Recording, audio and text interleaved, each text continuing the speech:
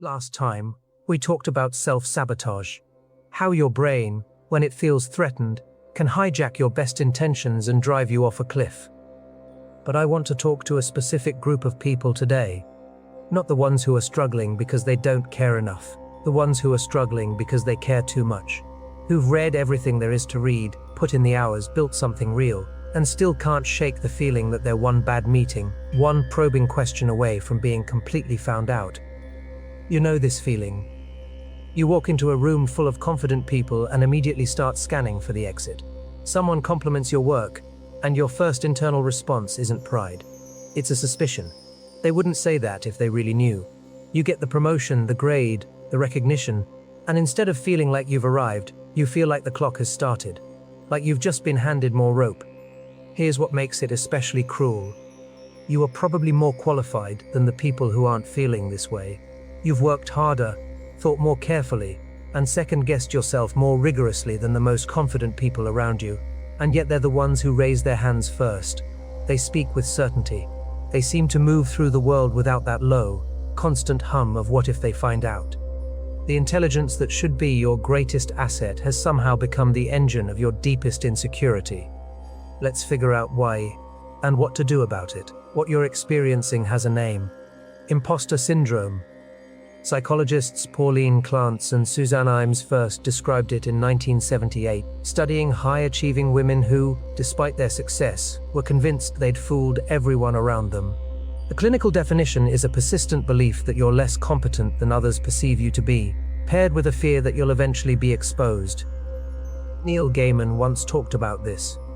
He described being at a gathering of accomplished people, writers, scientists, artists, and finding himself thinking he didn't belong. Then he spoke to the man beside him, a famous astronaut, who leaned over and said, "I feel like a fraud too. I keep waiting for them to realize I don't belong here either." The label the world gives people like you is too anxious, too self-critical, too in your own head. And that judgment creates its own trap. Now, on top of feeling like a fraud at work, you feel broken for feeling that way.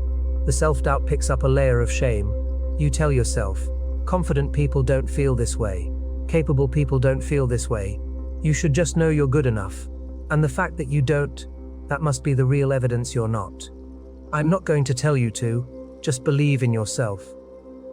That advice is useless and, honestly, insulting.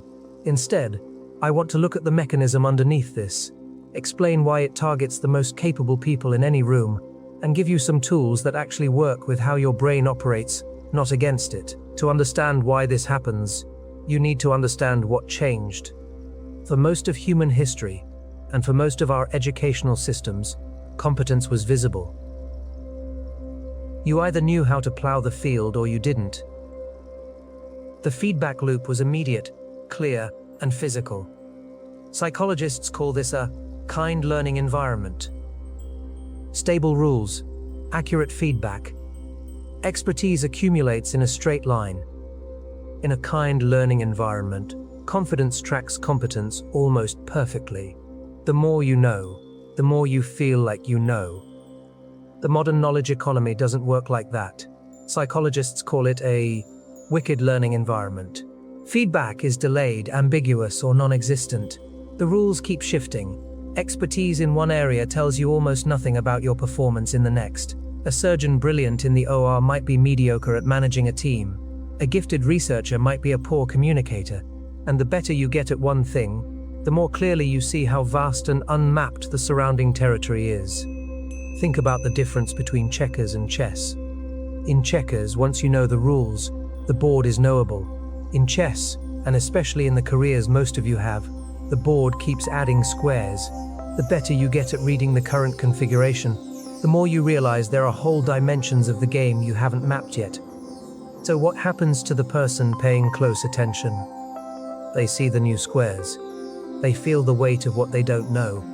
The person who isn't paying close attention looks at their small, well-understood corner of the board and thinks, "I've got this." There's a name for this.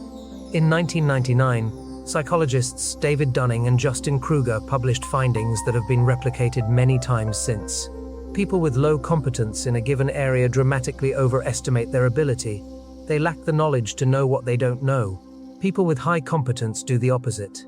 They see their gaps with painful clarity, underestimate their own skill, and assume that whatever feels easy to them must feel easy to everyone. We hear a lot about the Dunning-Kruger effect in one direction. The incompetent person who doesn't know they're incompetent. Almost nobody talks about the other side of that curve.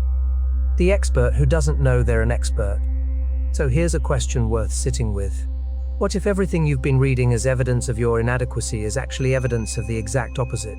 Before I go further, I want to be careful here. This framing can be easily misread.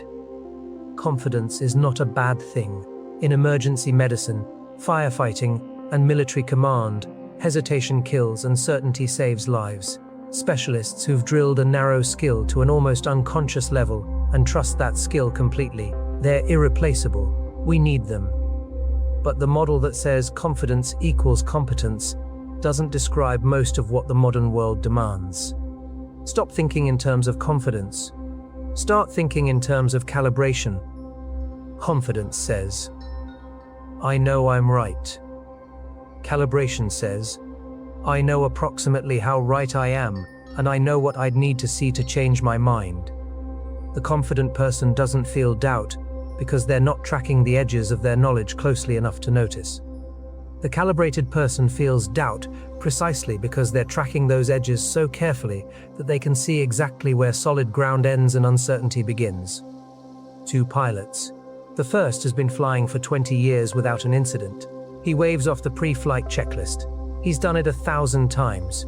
He doesn't feel uncertain because he stopped looking closely at the full picture a long time ago. The second has been flying for 15 years. Before every flight, she runs the checklist. She double-checks the weather data and asks the co-pilot to verify the instruments. On the flight deck, before they push back, she feels that familiar low-grade alertness, a readiness for things to go wrong, that she has never entirely lost. I know which one I'd want flying the plane. So do you. Your doubt is not a deficit. It's what the most sophisticated part of your cognition does when it encounters a situation with real moving parts and genuine stakes. Feeling it isn't proof that you're underprepared. It's proof you're accurately modeling something that's actually complex. Feeling like a fraud in a high-stakes environment is one of the most reliable signs that you're exactly the kind of person who should be in that room. So why does the brain generate this at all? Why doesn't it just say, you're smart, you're prepared, go do the thing? Because your brain is not a confidence coach. It's a risk assessment engine. Your brain is a prediction machine. It maintains a model of who you are and what you're worth. And when the external world deviates from that model, it sounds an alarm, not to punish you, to protect you. Here's where it gets especially cruel for high achievers. The conventional approach to building self-esteem says, accumulate evidence, get the degree, get the promotion, get the recognition, stack the wins until the doubt has nowhere to stand. But for people wired the way you are, this has a specific failure mode. It's not that the wins don't register. They do. It's that with each new level of achievement, your brain immediately recalculates the complexity of the environment you're now in.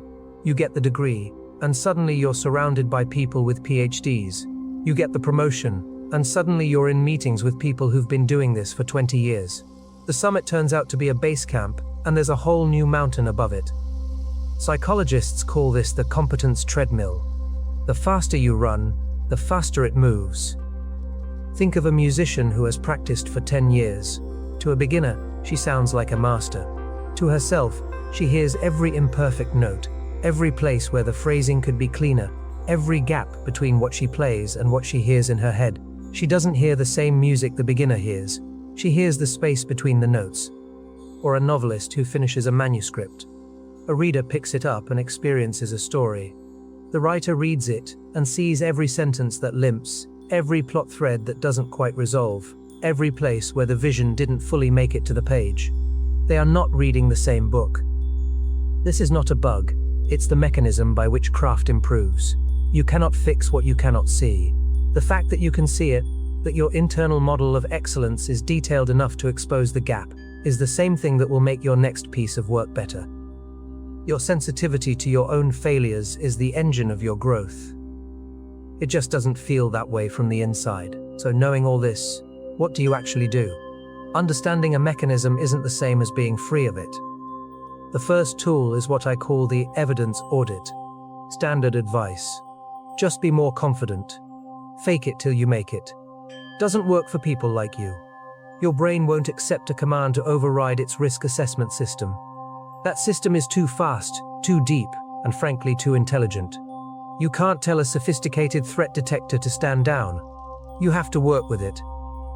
The problem isn't that you lack evidence of your competence. It's that your brain has a selective filing system. It obsessively reviews the folder of failures, gaps, and close calls, while the folder of wins and capabilities has been shoved under the bed. The evidence audit forces it to open both. Set a timer for 20 minutes. Get a notebook, not an app, an actual notebook, and draw a line down the middle. On the left, write every piece of evidence your inner critic uses against you. Be specific. I didn't know the answer in that meeting. I got that project timeline wrong. I struggle with public speaking. Don't be gentle, get it all down. Now, and this is the part most people skip, on the right side, write the counter evidence. Not affirmations, actual data. I solved the problem our team had been stuck on for 3 weeks. My last performance review used the word exceptional. The junior people on my team specifically come to me when they're stuck. The goal isn't to erase the left side. It's to build a complete case file. Your brain has been acting as a prosecutor. You're now also hiring the defense. This is not about feeling better. It's about accuracy. The inner critic isn't being honest with you. It's being selective.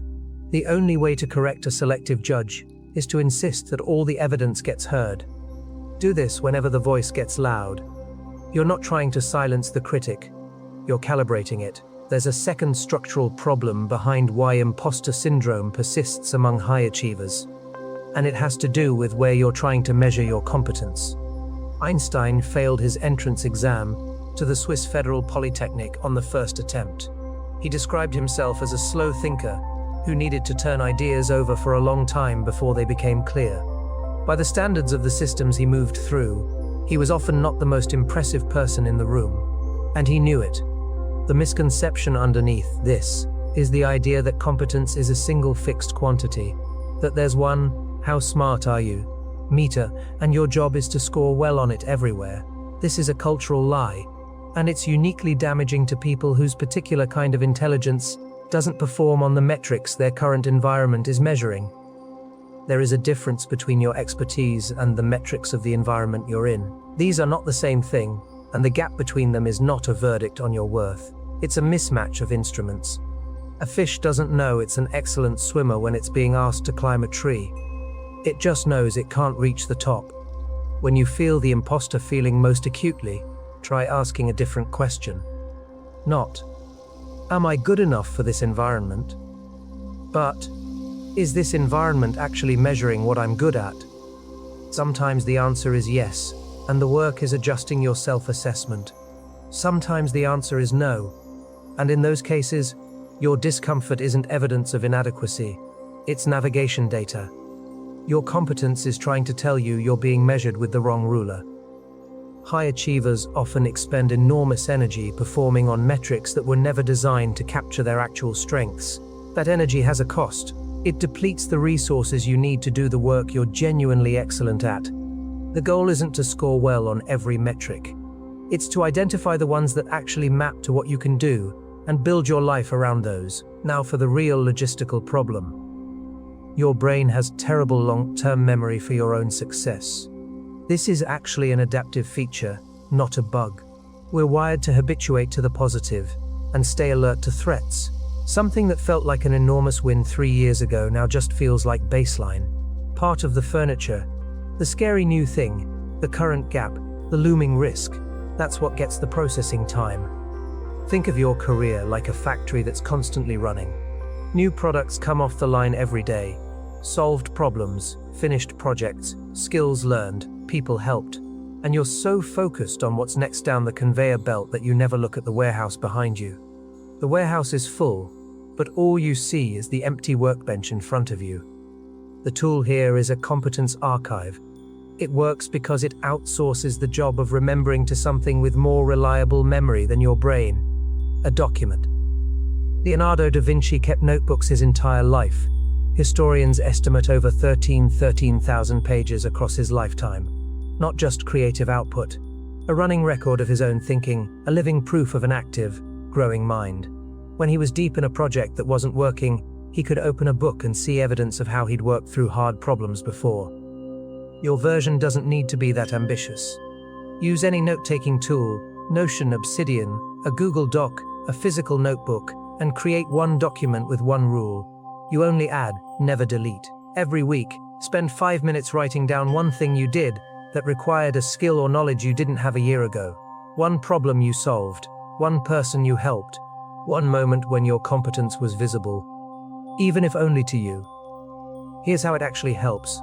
You're preparing for a high-stakes presentation, and the imposter feeling is spiking. Before you go in, open your archive. Read the last 10 entries. You're not looking for a pep talk. You're looking for pattern recognition. You've been here before. You've felt this before. And the archive shows you, in your own words, that it didn't end in catastrophe. The longer-term payoff is bigger than the emotional one. Over time, the archive becomes real intellectual capital. You start noticing your own patterns. You see which environments bring out your best thinking and which drain it. You identify the kinds of problems you're uniquely equipped to solve. You stop being a mystery to yourself. Most people go their whole careers without developing an accurate picture of what they're actually good at. The competence archive builds that picture, slowly and honestly, 1 week at a time. The evidence audit, the expertise decoupling, and the competence archive. I want to be honest about what they add up to.